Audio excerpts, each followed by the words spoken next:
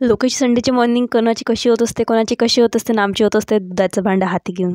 Wow, अशी आज सकाळी झोपेतून उठली नाही मी, तर डायरेक्ट माझ्या हाती दुधाचं भांडं दिलं आणि त्याच्यात हे मल मरमर करे मंदामंदात म्हटलं अप्पे थांबशील दूध तर आणू दे. जेव्हा दूध आणून गेली तिच्याजवळ तर ते पाहिले नाही, हुंगलं नाही. तिने म्हटलं वा, सगळेचं तंत्रनाच बिघडलेला आहे, एकाचं तंत्र जागेवर नाही. असा विचार करता करता मी ब्रश हाती घेतला, पण ते मला गमेनी म्हटलं अब्बे मला काहीतरी मिसिंग आहे. तर मग मला करंट भेटला की आज तर मग रोशन दादाचे दर्शन झालेच नाही. तो तर आपला संडेच्या मॉर्निंगचा पार्टनर आहे भाई.